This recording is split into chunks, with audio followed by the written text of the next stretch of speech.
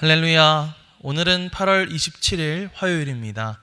오늘도 정심의 예배를 통해 경건의 일상을 살아가고자 하는 우리 금이듬 유신교회 모든 성도님들을 사랑하고 축복합니다. 다 함께 사도신경으로 우리의 신앙을 고백하며 나아가겠습니다. 전능하사 천지를 만드신 하나님 아버지를 내가 믿사오며 그 외아들 우리 주 예수 그리스도를 믿사오니 이는 성령으로 잉태하사 동정녀 마리아에게 나시고 본디오 빌라도에게 고난을 받으사 십자가에 못 박혀 죽으시고 장사한 지 사흘 만에 죽은 자 가운데서 다시 살아나시며 하늘에 오르사 전능하신 하나님 우편에 앉아 계시다가 저리로서 산자와 죽은 자를 심판하러 오시리라. 성령을 믿사오며 거룩한 공회와 성도가 서로 교통하는 것과 죄를 사하여 주시는 것과 몸이 다시 사는 것과 영원히 사는 것을 믿사옵나이다. 아멘. 다 함께 찬송가 405장 함께 찬양하시겠습니다.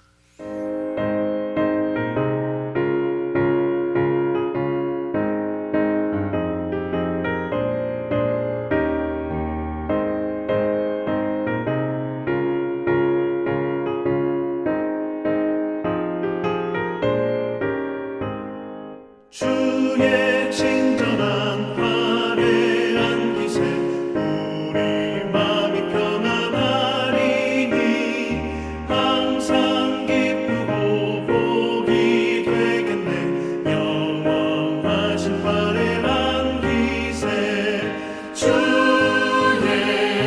발에 그 크신 발에 안기세 주의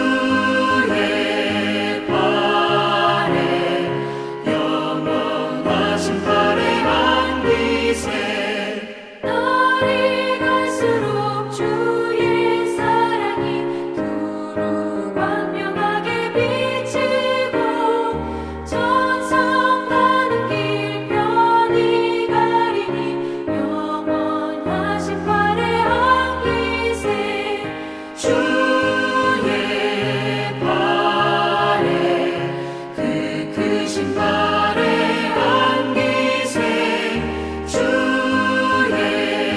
발에 영원하신 발에 안기세 주의 보좌로 나아갈 때에 기뻐 찬미 소리 외치고 겁과 두려움 없어지니 영원하신 발에 안기세 주의 좌에 그 크신 발에 안기세 주의 좌에 영원하신 발에 안기세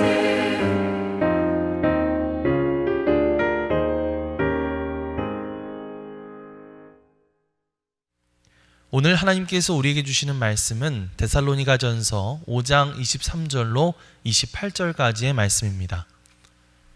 평강의 하나님이 친히 너희를 온전히 거룩하게 하시고 또 너희의 온 영과 혼과 몸이 우리 주 예수 그리스도께서 강림하실 때에 흠 없게 보존되기를 원하노라. 너희를 부르시는 이는 미쁘시니 그가 또한 이루시리라. 형제들아 우리를 위하여 기도하라. 거룩하게 입맞춤으로 모든 형제에게 문안하라. 내가 주를 힘입어 너희를 명하노니 모든 형제에게 이 편지를 읽어주라. 우리 주 예수 그리스도의 은혜가 너희에게 있을지어다. 이는 하나님의 말씀입니다. 아멘. 할렐루야. 오늘도 말씀을 듣는 여러분의 심령마다 하나님의 놀라운 능력의 역사가 함께하여 주시기를 간절히 축원합니다.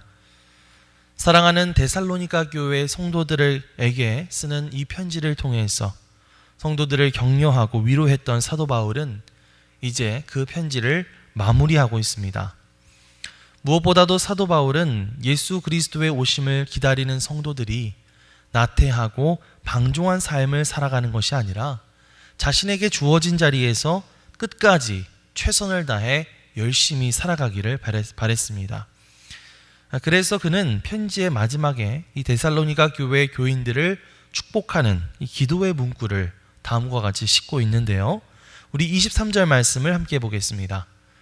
평강의 하나님이 친히 너희를 온전히 거룩하게 하시고 또 너희의 온 영과 혼과 몸이 우리 주 예수 그리스도께서 강림하실 때에 흠없게 보존되기를 원하노라. 아멘. 먼저 사도 바울은요, 이 평강의 하나님께서 데살로니가 교회 교인들을 온전히 거룩하게 하시기를 간구하고 있죠. 이것은 예수님께서 이 땅 가운데 오실 그날까지 데살로니가 교회 교인들의 신앙이 점차 성숙해져서 온전한 거룩한 삶을 이룰 수 있게 해달라라고 하는 그런 기도입니다. 다시 말하면 그리스도인으로서 완전한 경지에 다다른 사람이 되게 해달라는 기도죠. 이것을 다른 말로 성화라고 말합니다. 하지만 이 성화라고 하는 것은 단숨에 이루어지는 것은 아닙니다. 물론 우리가 예수님을 믿음으로 인해서 죄 용서함 받고 구원을 얻는 것은 단숨에 이루어지는 일이죠. 하지만 그 이후에 성화라고 하는 것은 우리의 삶 속에서 점진적으로 이루어져 가는 사실을 우리는 기억해야만 합니다.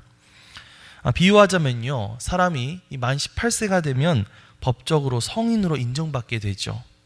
하지만 그 이후에 진정한 어른이 되기 위해서는 시간이 많이 필요한 것과 마찬가지입니다. 물론 시간만 흐른다고 진정한 어른이 되는 것은 아니겠죠. 삶의 여러 가지 경험들을 거치고 또 인격이 단련되는 과정들을 거치면서 점차 성숙한 인격과 성품을 가진 진정한 어른으로 성장해 나가게 되는 것입니다. 그것은 우리의 신앙도 마찬가지인데요. 우리가 예수 그리스도를 믿고 죄 용서함을 받고 구원을 받아 거룩한 하나님의 백성이 되었지만 아직 우리는 영적으로 여전히 미성숙한 부분들이 많다고 하는 것입니다. 따라서 우리는 우리의 성품까지도 온전히 하나님을 닮은 거룩한 삶을 살기 위해서 계속해서 전진하고 또 전진해 나가야만 한다는 것이죠. 언제까지 나아가야 될까요? 우리가 천국 문에 이르기까지, 혹은 예수님이 다시 오시는 그날까지 이 성화를 향한 발걸음이 계속 되어야 한다는 것입니다. 사도 바울은 이제 신앙생활을 시작한 지 얼마 되지 않은 이 데살로니가 교회 성도들이 예수님을 믿고 구원받았다는 사실에만 만족하여 멈추는 것이 아니라 그들이 성화, 즉 온전히 거룩한 삶의 경지에 이르기까지 계속해서 그들을 변화시켜 달라고 하나님 앞에 간구하고 있는 것이죠. 여러분, 우리에게도 이러한 기도가 필요한 줄 믿습니다. 우리가 주님 다시 오실 그날까지, 하나님 앞에 서게 되는 그날까지 계속 우리가 하나님의 성품을 닮아가게 하여 주시옵소서. 또 예수 그리스도의 인격을 닮아 영적으로 성숙하고 거룩한 인생이 될 수 있도록 우리를 변화시켜 주시옵소서. 이렇게 기도하며 나아갈 수 있는 저와 여러분들이 되시기를 주님의 이름으로 간절히 축원합니다. 이어서 아까 읽었던 23절 말씀, 하반절 말씀을 보시면요, 사도 바울은 이렇게 말하고 있습니다. 또 너희의 온 영과 혼과 몸이 우리 주 예수 그리스도께서 강림하실 때에 흠 없게 보존되기를 원하노라. 아멘. 사실 여기에서 바울이 말하는 영과 혼과 몸이라고 하는 이 표현은요, 그 이후로 여러 가지 논쟁거리가 되었습니다. 인간은 어떻게 구성되어 있는가라고 하는 이 질문에 있어서 어떤 사람들은 인간은 영혼과 육으로 구분되어 있다라고 말하는 이분설을 주장하기도 하고요. 또 어떤 사람들은 오늘 사도 바울의 말을 인용해서 인간은 영과 혼과 육으로 구분되어 있다라고 말하는 삼분설을 주장하기도 합니다. 그런데 제가 봤을 때는 지금 그게 중요한 것은 아닌 것 같아요. 사도 바울은 예수님께서 다시 오시는 그날까지 우리의 영과 혼과 육 모두가 하나님 앞에 거룩하게 보존되기를 원한다 라고 말하고 있는 것입니다. 다시 말하면 사도 바울은 성도의 전인적인 성화를 강조하고 있는 것이죠. 이 전인적인 성화, 여러분, 이것이 왜 중요한 포인트가 되는 걸까요? 지금 사도 바울이 말하고 있는 인간에 대한 개념은요, 그때 당시 대부분의 사람들이 가지고 있던 생각과 조금 차이가 있었기 때문입니다. 헬라 사상의 영향을 받은 사람들은 우리의 영혼과 육을 구분해서 생각하는 경향이 있었습니다. 특히 플라톤이라고 하는 유명한 헬라 철학자는 우리의 육이라고 하는 것은 현실의 불완전한 물질을 상징하는 것이다. 또 우리의 영혼이라고 하는 것은 저 영원한 이데아의 세계, 이상 세계를 상징하는 것이다. 이렇게 주장을 했습니다.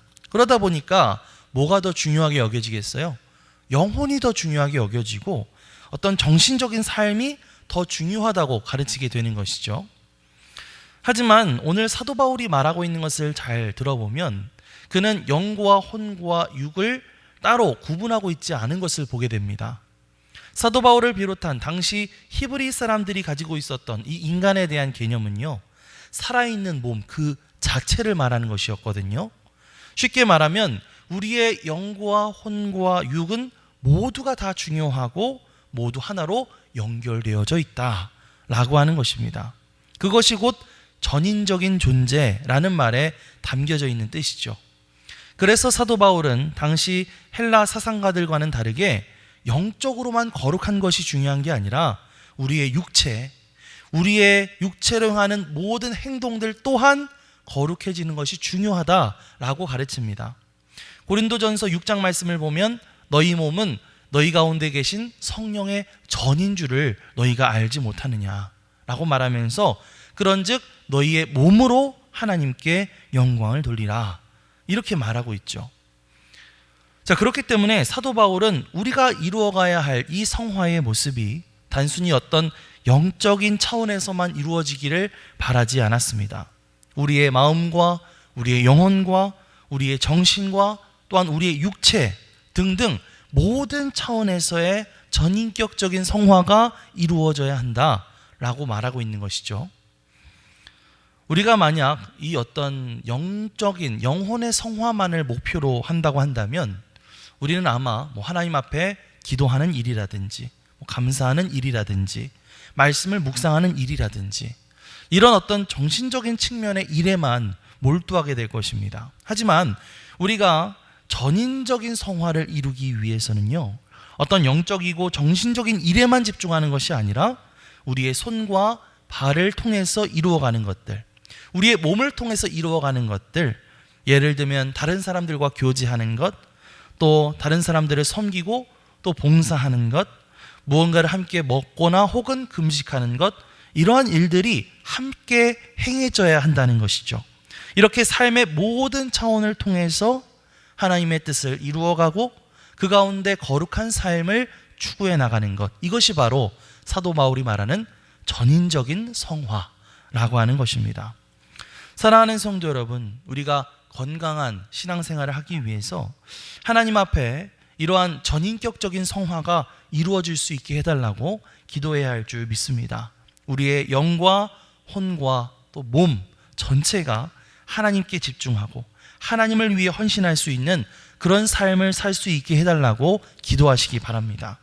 그렇게 여러분의 모든 삶을 통해 하나님께 영광 올려드리고 여러분의 삶 전체가 온전한 거룩함을 이루어갈 수 있는 저와 여러분들이 되시기를 주님의 이름으로 간절히 축원합니다. 자, 그렇게 사도 바울은 하나님 앞에서 이 데살로니가 교회 교인들의 거룩한 삶의 완성을 위해 기도하면서요, 또 이렇게 말하고 있는데 24절 말씀을 함께 보겠습니다. 너희를 부르시는 이는 미쁘시니 그가 또한 이루시리라. 아멘. 자, 여기서 미쁘다라는 말이 등장하고 있죠. 미쁘다라고 하는 말은 믿을만하다, 또 신실하다라는 뜻을 가지고 있습니다. 다시 말하면 우리를 부르시는 하나님, 그분은 신실하신 분이시기 때문에, 믿을만한 분이기 때문에 바울은 자기가 지금 데살로니가 교회 교인들을 향해 올려드리고 있는 이 기도를 하나님께서 반드시 이루실 것이다 확신하고 있는 것이죠. 그렇습니다, 여러분. 이렇게 하나님은 믿을만한 분, 신실하신 분이기 때문에 우리가 그런 하나님을 믿고 의지하고 기도할 수가 있는 것이죠. 하나님은 자신이 하신 약속을 반드시 지키시는 분이시기 때문입니다. 성경 말씀을 보면 하나님께서는 당신이 하신 약속을 어떻게든 지켜나가셨던 신실한 분이라고 하는 이야기가 계속해서 등장합니다. 하나님은 그분의 약속을 따라서 100살 먹은 아브라함에게 아들을 주셨고, 또 약속을 따라서 애굽에서 고통당하는 아브라함의 그 자손들, 이스라엘 백성들을 구출해 내셔서 젖과 꿀이 흐르는 가나안 땅으로 인도하셨습니다. 또한 하나님은 자신의 약속을 따라서 다윗의 혈통에서 예수 그리스도가 나게 하셨고, 또 그 약속을 따라 그 예수 그리스도를 통해 우리를 죄에서 구원해 주셨죠. 이렇게 하나님은 거짓이 없으시고 신실하셔서 약속하신 것을 끝까지 지키시는 분이신 줄 믿습니다. 그 신실하신 하나님께서 바로 우리를 주님의 자녀로 불러주셨습니다. 따라서 우리가 기도할 때에 바로 이 미쁘신 하나님, 신실하신 하나님을 의지하며 기도한다면 우리는 결코 실망하지 않게 될 것입니다. 기도하는 가운데 놀라운 능력과 풍성한 은혜로 우리를 채워주실 줄 믿습니다. 오늘도 그 미쁘신 하나님을 의지하며 담대한 마음으로 기도하며 나아갈 수 있는 저와 여러분들이 되시기를 주님의 이름으로 간절히 축원합니다. 아멘. 기도하겠습니다. 하나님, 주님 다시 오실 그날까지 우리가 계속해서 하나님의 성품과 예수 그리스도의 인격을 닮아 영적으로 성숙하고 거룩한 인생을 살게 하여 주시옵소서. 우리의 영, 혼, 육 모두가 온전히 주님께 바쳐진 인생을 살게 하여 주시옵소서. 신실하신 하나님을 의지하며 간구합니다. 응답하여 주시옵소서. 예수 그리스도의 이름으로 기도드리옵나이다. 아멘. 하늘에 계신 우리 아버지여, 이름이 거룩히 여김을 받으시오며 나라가 임하시오며 뜻이 하늘에서 이루어진 것 같이 땅에서도 이루어지이다. 오늘 우리에게 일용할 양식을 주시옵고 우리가 우리에게 죄 지은 자를 사하여 준 것 같이 우리 죄를 사하여 주시옵고 우리를 시험에 들게 하지 마시옵고 다만 악에서 구하시옵소서. 나라와 권세와 영광이 아버지께 영원히 있사옵나이다. 아멘.